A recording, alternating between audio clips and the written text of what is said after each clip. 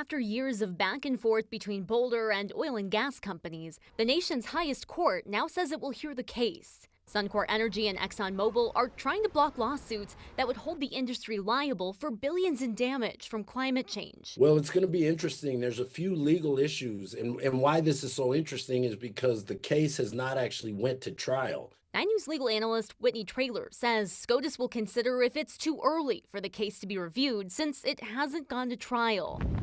And they'll consider if fossil fuel companies are liable for the impacts of climate change and can be taken to court. What Boulder and San Miguel counties have done is they sued saying these are violations of state laws. And what these companies are going to say is, hey, this is a federal issue. It should be in federal court. But getting the case ready for the high court won't be simple. A lawyer who argues before the U.S. Supreme Court has to know basically everything about the case and everything about the court's decisions. 9 News legal analyst Scott Robinson argued a case in front of the Supreme Court in the 80s and won. Robinson says preparing a case for the Supreme Court is painstaking and intense. What is really important is to anticipate all questions the justices might ask, no matter how difficult, and then know in advance what you're going to say in reply. It's a extraordinarily exciting opportunity for a lawyer, and it can also be extraordinarily humiliating for someone who doesn't do the work beforehand. It'll be months before the justices hear those arguments.